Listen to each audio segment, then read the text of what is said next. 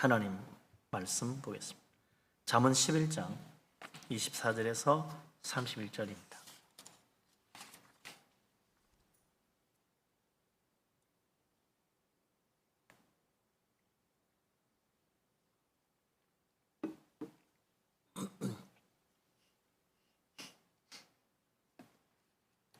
잠언 11장 24절부터 31절까지 우리 다 같이 한 목소리로 말씀을 받들어 읽겠습니다.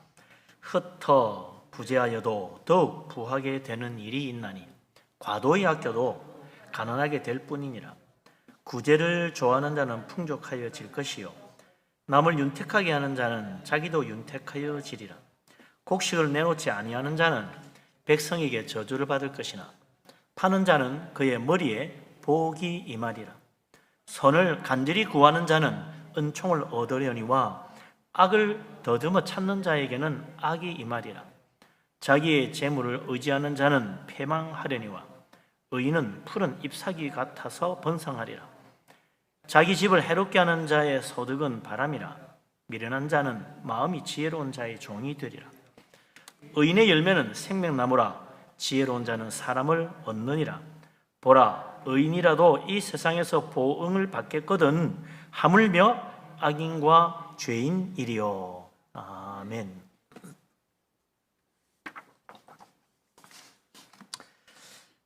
사람은 옛날부터 그러죠. 좋은 일하고 살아야 복 받는다 그럽니다. 나쁜 짓 하는 사람 반드시 벌 받는다, 죄 받는다 그런 이야기 많이 하죠. 좋은 일 해야 되겠는데 무슨 일 하면 좋은 일을 할까? 제일 확실하고 제일 쉽게 할 수 있는 일이 뭐냐? 사실은 구제입니다. 구제만큼 또 좋은 게 없어요. 또 구제는 누구든지 할 수 있어요. 왜냐니까 가난한 자는 항상 우리 곁에 있으니까. 그래서 이 초대교회도 보면은 우리 기독교가 생기면서부터 구제에 힘썼다는 것을 볼 수 있습니다. 구제는 초대교회 제일 중요한 사업 중에 하나였다 이거죠. 사도행전 6장 1절을 보면 초대 예루살렘 교회는 매일 구제를 했다 그랬습니다. 매일 구제를 저희 교회는 일주일에 한 번 합니다만 매일 했어요. 누가 했냐? 직접 사도들이 주관해서 했습니다. 그만큼 구제를 교회가 해야 할 제일 우선적이고 중요한 일로 여겼기 때문에 사도들이 구제를 직접 관장했다는 거죠. 그런데 초대 예루살렘 교회가 너무 크게 부흥되고 사람이 많아지니까 이게 이제 12사도가 감당이 안 되는 거예요. 그래서 결국 구제에 빠지는 사람들이 생기니까 불평이 생기겠죠. 그래서 이거 우리가 다 감당할 수 없겠다. 사도 집사들을 뽑아가지고 그들에게 구제 사업을 맡기고 사도들은 이제 말씀과 기도에 힘쓰게 되니까 교회가 더 크게 부흥됐다 그랬어요.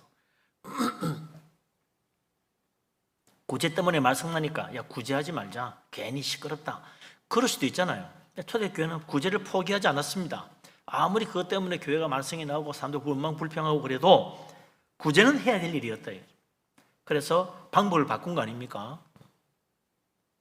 사도들은 구제에 힘쓸 것이 아니라 하나님 주신 본래 사명대로 말씀에 힘쓰고 구제 사업은 또 안 하면 안 되니까 꼭 해야 될 일이니까 교회 충성되고 신실하고 성령 충만한 집사들을 뽑아가지고 그들에게 맡겼다. 그랬더니 교회가 더 잘 되더라. 하나님이 더 크게 축복했다는 거죠. 구제 사역은 남을 도와주는 일은 결코 말썽이 난다고 포기할 일이 아니다. 끝까지 해야 될 일이다. 주님이 우리에게 하라고 하신 일이고 또 그게 하나님 뜻이니까 해야 되겠죠.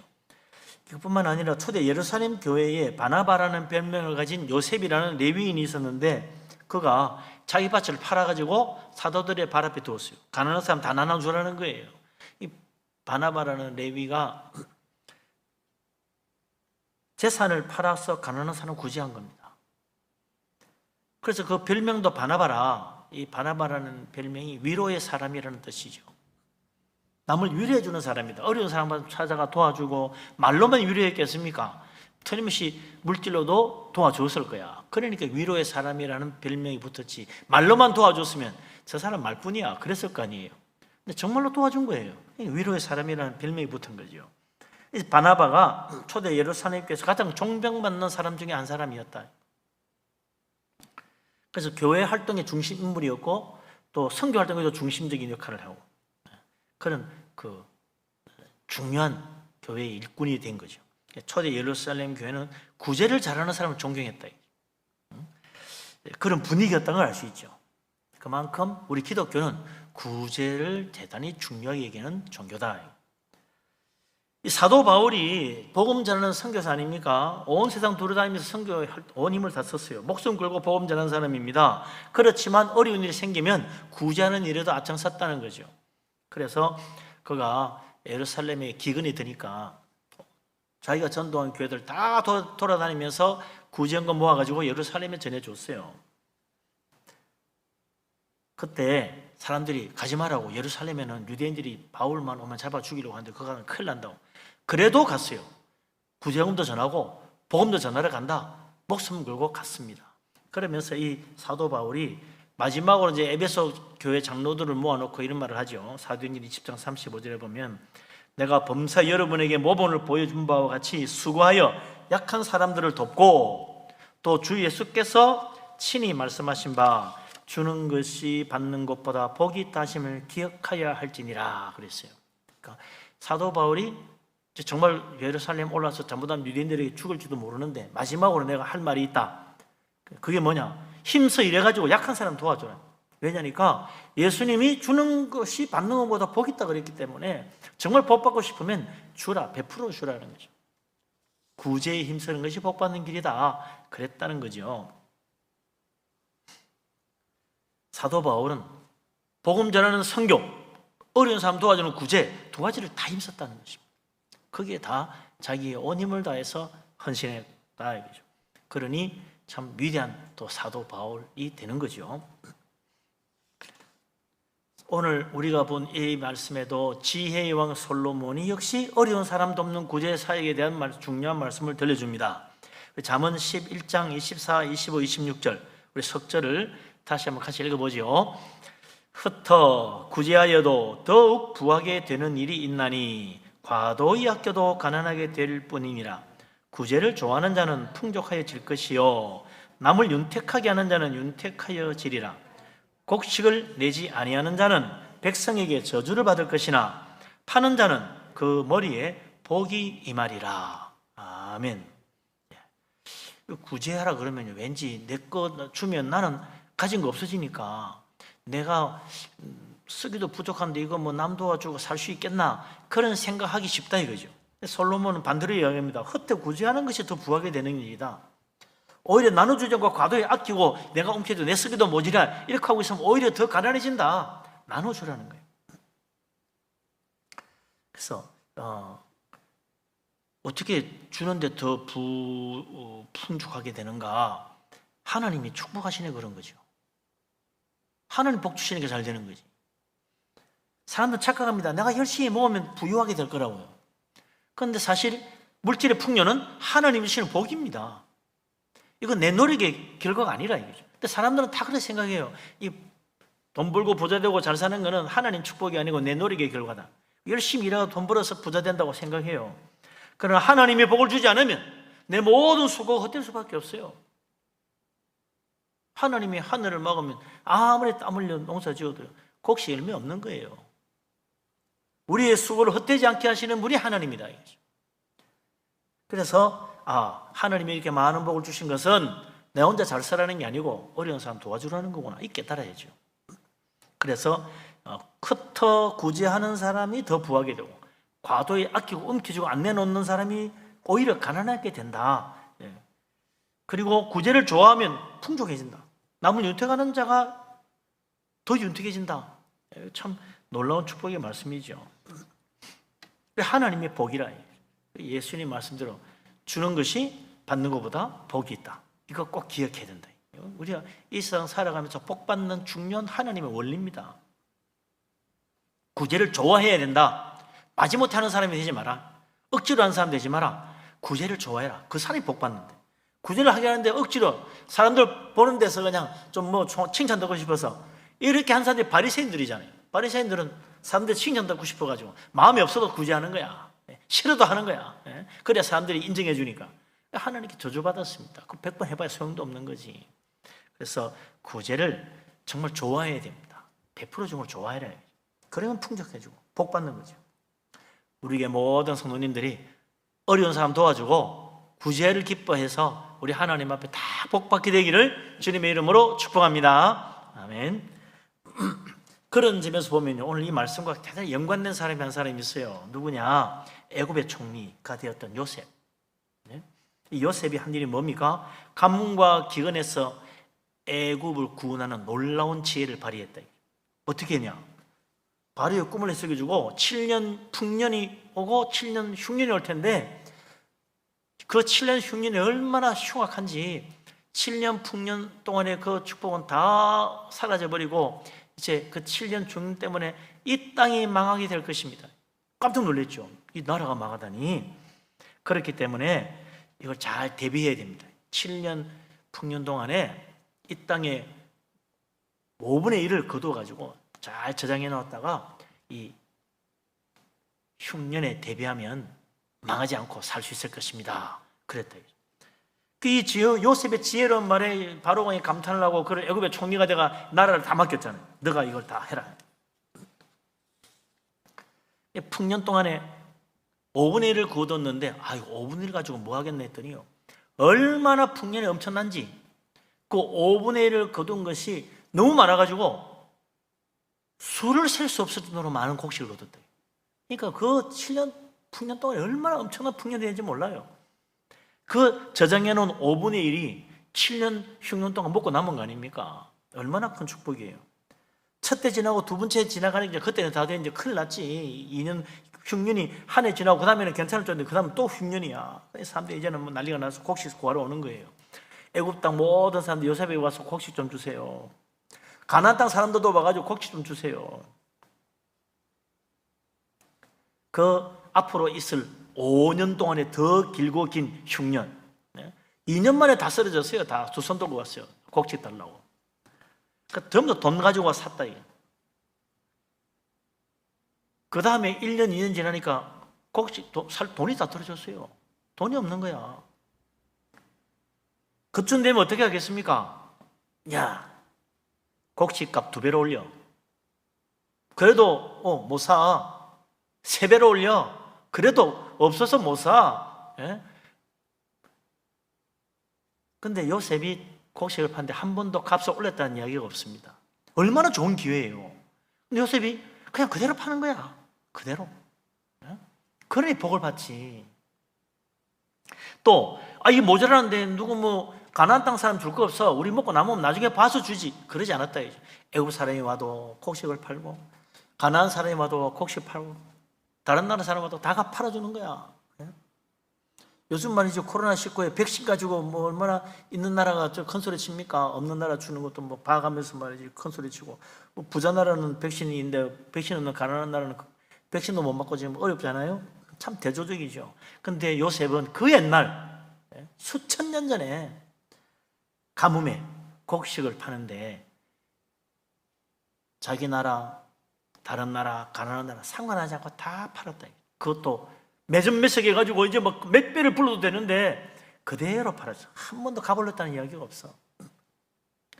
돈 다 떨어졌어요. 나중에는 돈 다 떨어졌어요. 돈이 없습니다. 그냥 뭐 그럼 밭이라도 팔겠습니다. 밭도 사가지고도 다 곡식 주는 거예요. 밭도 다 팔고 이제 없습니다. 그러니까 아이고 이제는 저희 몸이라도 팔아서 바로의 종이 되겠으니까 우리 가족 다 사시고 곡식 주세요. 먹고 살아야지. 이들을 굶어 죽을 수 없습니다. 그래가지고 그들을 다 사가지고 이제 바로 왕의 참 종이 됐어요. 그렇게 7년 흉년이 끝났어. 근데 참 놀라운 거는요. 그 다음입니다. 요셉이 모든 애굽 사람들 모아놓고 종자를 주면서 일을 해라. 아이고 이제 뭐 바로의 종이니까 일해야죠. 그런데 추수 때 되면 5분의 1만 바치고 5분의 4는 다음에 농사 쓸 종자와 너희 가족들 다 먹이 살려라. 5분의 1이면 흉년이 오기 전에 하고 똑같은 세금이야. 그때도 5분의 1 바쳤는데 이번에도 5분의 1 바치래. 그때는 자유인이고 내 바치고 내 땅에서 농사 지어서 5분의 1 바쳤는데 이제는 바로의 땅이고 이제 바로의 종이고 말이죠. 그런데도 5분의 1만 바치래. 아니, 종이나 자기나 똑같네. 그러니까 애굽 사람들이 뭐라 그럽니까? 아이고, 당신이 우리를 살렸습니다. 이 은혜를 어떻게 갚겠습니까? 충성해서 섬기겠습니다. 그랬다는 거예요. 은인이에요, 은인. 그런 축복이 어디 있어요? 요셉이라는 사람이 정말 참 복받을 일을 했다. 온 애굽의 존경하는 위대한 요셉이 된 거 아닙니까? 그 어려울 때 가버리지도 않고 끝나고 나서 그들을 마구 부리지도 않고 똑같이 대우해 줍니다. 그러니 오히려 나라가 더 부강해졌다 이거죠. 그래서 오늘 솔로몬이 그 요셉의 이야기를 기억하고 하는 말인지 26절에 그러잖아요. 곡식을 내지 아니하는 자는 백성에게 저주를 받을 것이나 파는 자는 그 머리에 복이 말이야. 그 곡식을 놔놓고 말이죠, 비싸게 몇 곱절 받고 그랬으면 백성들이 얼마나 욕을 했겠어요. 그 나쁜 놈 같으니라고, 저런 인간의 피를 빨아먹을 놈이라고 처음 욕했을 거야. 그런데 흉년 끝나고 전부 다 은인이라 그러는 거지. 예? 당신이 우리를 살렸다고. 그만큼 요셉이 참 어려울 때 그걸 악용하지 않고 참 선을 베푸는 거죠. 선을 베푸는 거죠. 다 같이 사는 길을 택한 거예요. 그러니까 복도 받고 존경도 받고 사랑도 받게 됐다. 우리가 예수님 말씀 정말 기억해야 됩니다. 주는 것이 받는 것보다 복이 있습니다. 할렐루야, 아멘. 예. 이렇게 어려운 사람 도와주고 구제하는 일, 성경은 그래서 이걸 뭐라 그래요? 선행이다. 하나님 말씀에 선행이 바로 구제하는, 구제가 선행이다 그랬다. 어려운 사람들에게 도와준다는 게, 우리는 뭐 조그맣게 도와줘도 받은 사람은 참 고마운 거예요. 어려울 때 도와줘. 그게 그리 고마울 수가 없는 거지. 잊지 않아요. 두고 기억한다. 나는 그냥 쉽게 간단하게 도와준 거라 뭐 별것도 아니라 생각하고 잊어버렸는데, 도움 받은 사람은 안 잊어요. 그러니까 예수님 마지막 날 그러잖아요. 천사들과 함께 오른쪽 왼쪽 의인과 악인을 나누는 때 의인들이 와서 그러지 않습니까?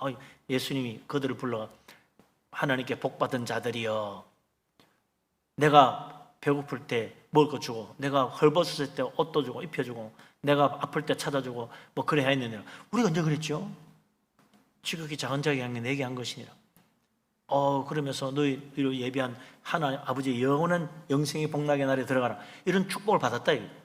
도와준 사람들은요, 뭐 큰 거 아니라고 생각하고 뭐 잊어버렸는데, 지극히 작은 자는 그게 얼마나 고마운지 몰라요. 하나님 정말 저 아무개 축복해 주세요. 예수님이 기억하는 거지. 그의 기도가 나에게 상달하였느니라, 그런 거 아니에요? 그런데 이 세상에는 어려운 사람, 힘든 사람, 연약한 사람 도와주는 선행을 베푸는 사람이 있는가 하면, 거꾸로 그 악을 행하고 약한 걸 이용해가지고 그를 오히려 갈취하는 흉악한 인간들이 있다. 천없는 악인들이죠. 그래서 솔로몬이 또 우리에게 정말 선을 행하고 의를 찾아가야지, 악을 하면 안 된다, 그럼 멸망한다. 오늘 이제 귀한 말씀 주시잖아요. 27절 말씀 우리 같이 한번 보십시다.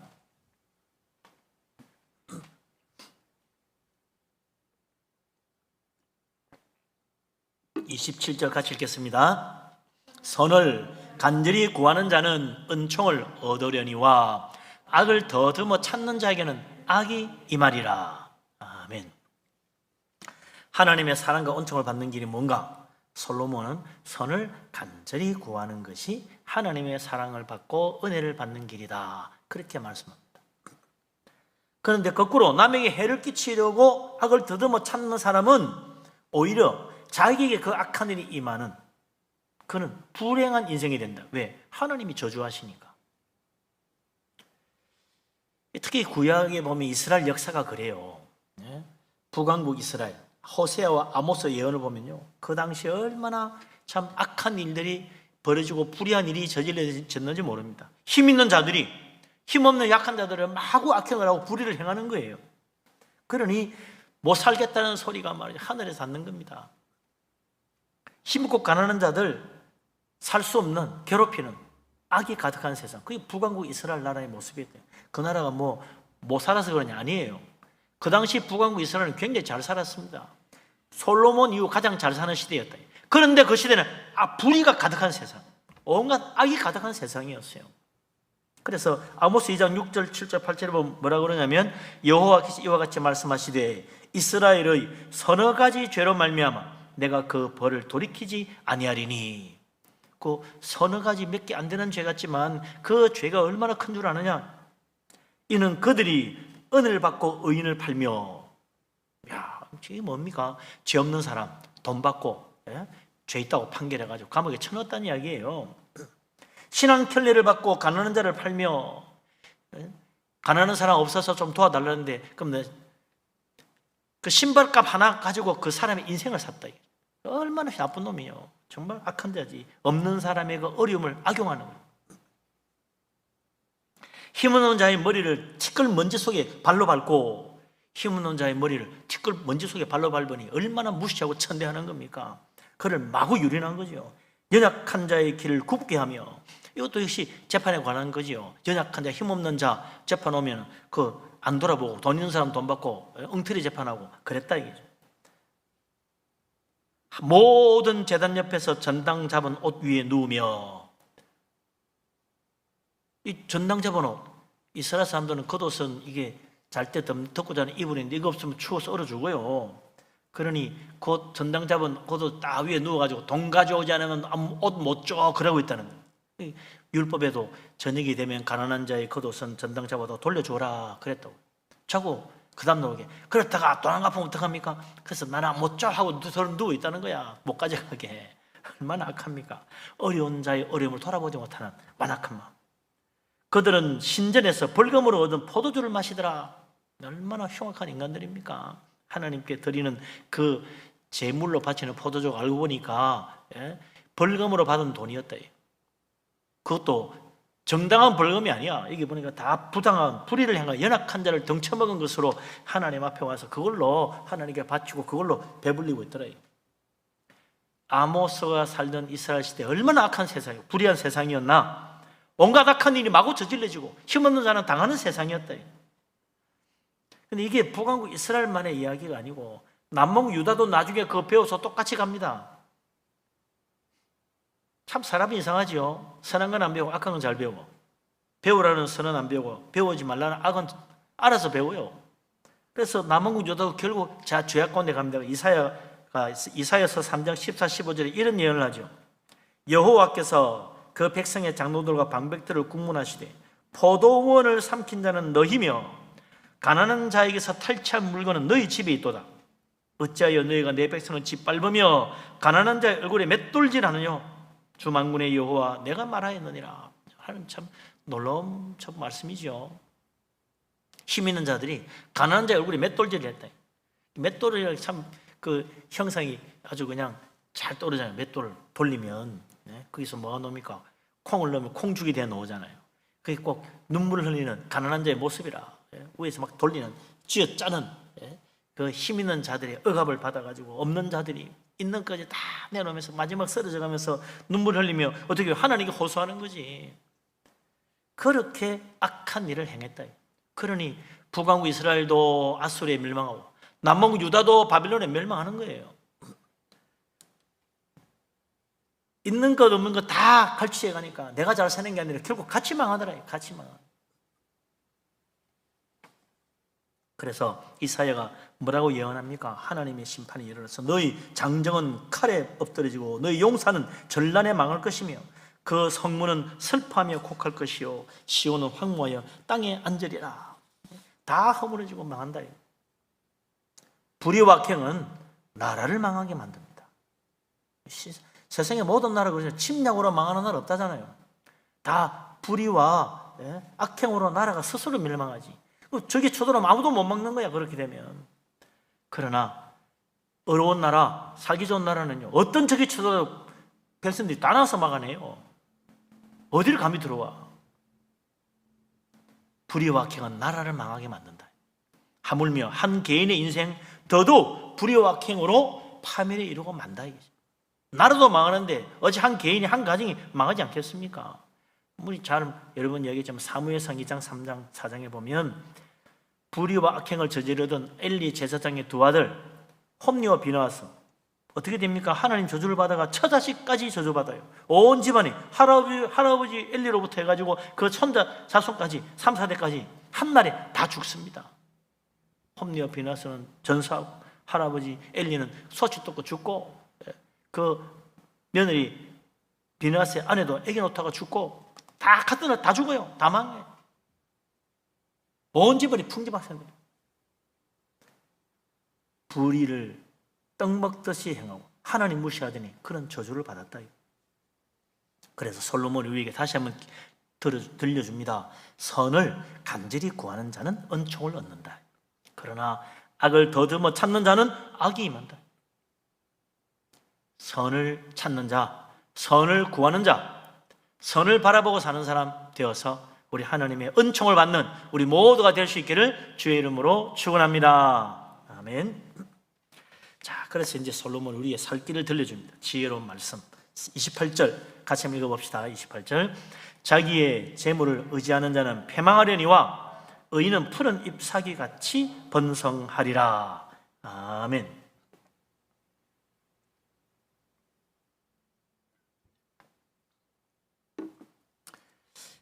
자기 재물에 부유함 믿고 큰소리 치고 교만을 이렇게 행하고 없는 사람 없이 여기는 사람은 하나님이 심판받아 멸망한다. 그런 이야기죠. 그래서 우리가 늘 하는 이야기만요. 성경의 이야기는 그게 세상 재물, 세상 권세는 진짜 복이 아니다.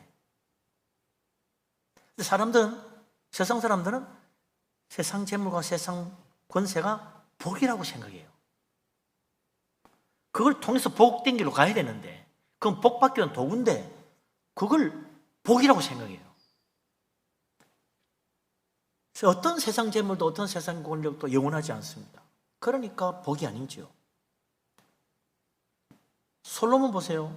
솔로몬 어떤 사람입니까? 이 세상에서 어느 시대 어느 왕보다도 가장 부유한 시대를 누렸어요. 세계에서 제일 잘 사는 왕이었어요. 그러면서 또 세계에서 제일 강력한 권세를 가진 왕이었어요. 제일 큰 권세, 제일 큰 재물은 다 가졌어. 모든 풍요와 권세 다 누렸어요. 그런 솔로몬이 말합니다. 재물을 의지한 자는 패망한다.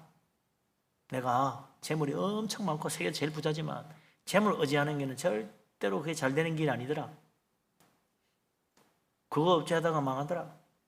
의인은 푸른 잎사귀같이 번성한다. 재물 의지하지 말고 의를 의지해라. 재물을 바라보지 말고 의를 붙잡아라. 정말 복된 길은 재물이 있는 것이 아니라 의에 있다. 정말 행복한 가정, 행복한 인생 되려면 의의 길을 가고 의로운 삶을 살아가는 가정이 되어야 된다. 그래서 의인은 푸른 잎사귀처럼 번성한다, 그렇게 말하는 거죠. 돈 얼마 이상 돼야 푸른 잎사귀처럼 된다, 그런 이야기가 아닙니다. 우리 세계는 그러면 100만 장자, 100만 달러 이상 돼야 부자다. 그래야 진짜 부족함이 없다. 지금도 뭐 살려면 적어도 뭐 한 10억 이상 있어야 뭐 걱정 없다. 그거 다 아니에요. 진짜 우리 인생을 푸른 잎사귀처럼 복되게 만들어주는 것은 하나님의 의밖에 없다.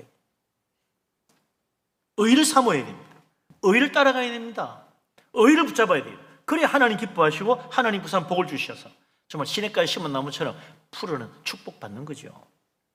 인생의 진정한 축복은 재물이 아니라 의로움이다. 재물을 자랑하지 말고 하나님 의를 자랑해야 된다. 그런데 문제는 우리가 의인이 아니라는 겁니다. 우리에게는 의가 없다는 거예요. 우린 다 죄인입니다. 그런데 무슨 의를 바라보고 내놓은 의가 있어야 하나님 사랑을 받지. 우리 자신만 보면 우리 인생에는 그래서 소망이 없어요. 우리는 의인이 아니니까 멸망받을 죄인이다. 그래서 하나님 어떻게 합니까? 우리를 사랑하셔서 멸망받지 않게 하시려고 하나님의 독생자 예수 그리스도를 이 땅에 보내주셨습니다. 그래서 누구든지 십자가에서 내 죄를 대신 짊어지고 희생 제물이 되신 예수 그리스도, 그분을 믿고 그분을 영접하면 그리스도 예수님의 그 의를 옷 입어서 하나님 앞에 의롭게 설 수 있게 된다. 내 의는 없으니 예수님 의를 좀 빌리자는 거죠. 빌려주나요? 예수님은 은혜로우시고 사랑에 만해서 빌려주는 거야. 예? 돌려받지도 않아. 한 번 주면요 그냥 영원히 그 의의 옷을 입고 천국까지 가도록 만들어 주십니다. 할렐루야. 이거 우리 하나님 놀라운 축복입니다. 나에게 없는 의 어떻게 되냐? 의를 얻어야지. 의를 얻어야 된다. 우리의 옛사람은 죄로 멸망받을 썩어지는 부패하는 인생 다 내다버리고 예수 그리스도 안에서 새로 지음받은 의의 옷을 입고 의로운 하나님의 자녀로 거듭나서 우리 하나님 바라보고 살아갈 때 하나님이 정말 푸른 잎사귀처럼 번성하고 시냇가에 심은 나무처럼 열매 맺는 복된 인생 되게 해주신다. 예수 그리스도 믿어야 됩니다. 의인을 부르러 오신 예수 그리스도 주님 붙잡으시기 바랍니다. 누구든지 주의 이름 부르는 자 구원해 주시는 십자가의 복음 믿고 주님 앞에 나아가서 우리 하나님의 축복받는 은총을 받는 복된 사람 다 되시기를 주의 이름으로 축원합니다. 아멘. 마지막에 솔로몬이 참 놀랍게도요, 이 장의 결론은 복음이에요. 복음의 말씀을 들려줍니다. 30절 31절. 이 솔로몬도 그러고 보니 결국은 복음밖에 결론이 안 나오지. 진짜 지혜로운 솔로몬이에요. 30절 31절 같이 한번 읽어봅시다. 의인의 열매는 생명나무라. 지혜로운 자는 사람을 얻느니라. 보라, 의인이라도 이 세상에서 보응을 받겠거든 하물며 악인과 죄인이리요. 아멘.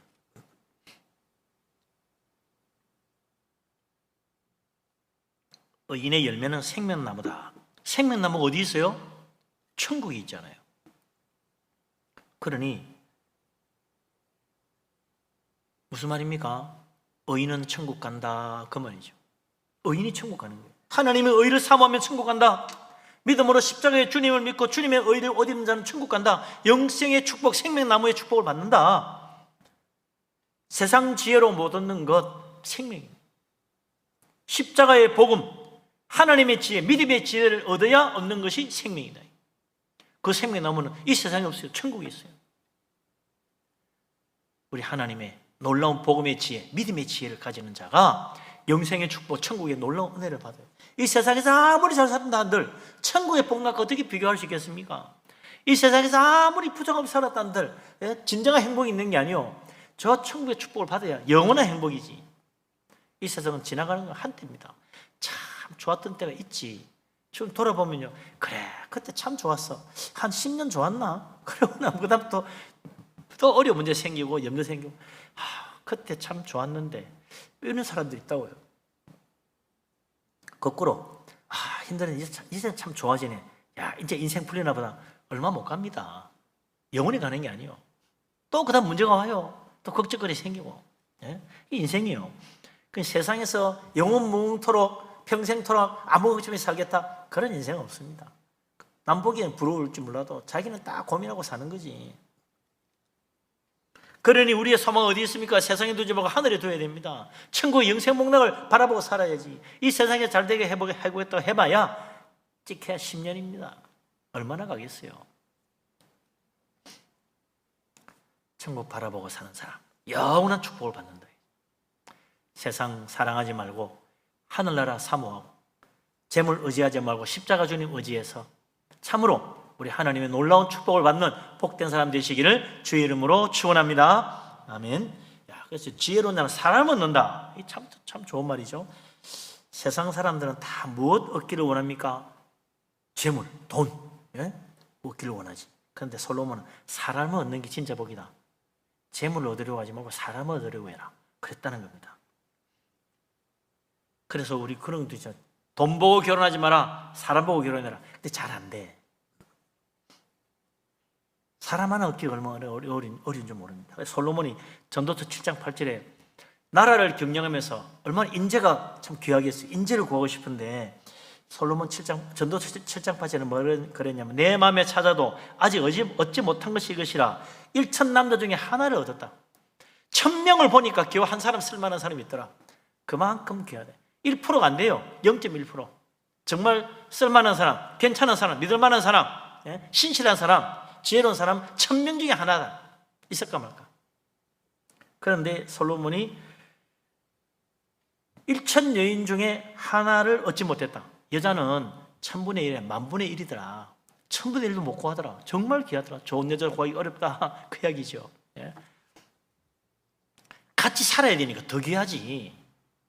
일하는 거야. 잠깐 와서 일하고 가면 돼. 1000명 중에 하나 정도면 괜찮은데, 부부는 같이 살아야 돼. 하루에 만나 먹고 자고 24시간 같이 살아야 돼. 그러니 1000명 중에 하나, 아니 10,000명 중에 하나도 어렵다. 정말 좋은 사람 찾기 어렵다. 기도 많이 해라. 그 이야기 아니에요. 기도해요. 기도해야 돼요. 기도 얻어야지. 10,000분의 하나, 100,000분의 하나 들똥말똥하니까 정말 좋은 남편, 좋은 아내 얻으려면 기도 많이 해야 됩니다. 그래서 솔로몬이 마지막에 잠언 18장 22절에 뭐라 그러냐면 아내를 얻는 자는 복을 얻고 여호와께 은총을 받은 자니라. 얼마나 귀하면 그러냐. 아내만 그래요. 남편도 마찬가지. 아내를 얻든 남편을 얻든 부부가 된다는 것은 정말 하나님의 큰 축복이다. 이거 사람의 지혜로 안 된다. 사람 참 좋거니 하고 결혼했는데 그 다음 뭐래요? 결혼식 하고 이제 행진하면서 딴딴따단 발 맞춰 나가면서 또 속았네 또 속았네 그런다잖아요. 발 맞춰 나가고 싶어서 속았구나 이렇게 생각이 된다는 거지. 예? 그만큼 좋은 사람 얻기가 어렵습니다. 얼마나 귀하냐. 그래서 우리가 하나님이 둘을 짝지어 부부를 맺어 주었으니 서로 사랑하고 서로 아껴주고 서로 귀하게 여기고 서로 잘 섬기고 해서 알콩달콩 재밌게 잘 살아라. 싸우지 말고 그 말 아니겠어요? 네. 지혜로운 사람은 사람을 얻는다. 지혜로운 자는 사람을 얻는다. 부부도 하나님의 축복이다. 자녀도 하나님의 축복이다. 좋은 친구도 하나님의 축복이다. 좋은 이웃도 하나님의 축복이다. 제발 원수 맺지 말고 살아라. 그 이야기죠. 예수님이 원수 맺지 말아라. 용서하고 사랑하고 축복해 주라. 그래서 원수는 사라지고 서로 사랑하고 도와주는 좋은 친구, 좋은 이웃 자꾸 만들어라. 그 가족도 가족 간에 원수되지 마라. 형제 간에 원수되고 부부 간에 원수되지 말고 서로 사랑하고 서로 기도해주고 서로 아껴주고 그래가지고 행복하게 살아야지. 사람은 어디에 된다 사람. 그러니까 이 사람 빠고 다른 사람 구하고 그게 아니고 있는 거 잘해야 돼. 있는 거 좋은 사람 되게 만들어야지. 좋은 이웃 만들고. 예수님 그랬잖아요. 그럼 누가 내 이웃입니까? 예수님 뭐라 그랬어요? 잘 골라봐라. 이게 아니에요. 강도 만난 자 누가 이웃이 되냐? 은혜를 베풀어, 긍휼을 베풀어 준 자입니다. 그렇게 하면 이웃이 되는 거지. 이웃이 따로 있는 게 아니고 좋은 이웃 따로 있는 게 아니고 내가 사랑을 베풀어 주면 그 사람이 좋은 이웃이 되는 거지. 원수가 따로 있는 게 아닙니다. 미워하면 원수가 되는 거고 좋은 이웃, 좋은 부부, 좋은 친구 사랑하면 좋은 사람 되는 거죠. 그게 지혜돼. 지혜로운 자는 사람을 얻는다. 어리석은 자는 사람 잃는다.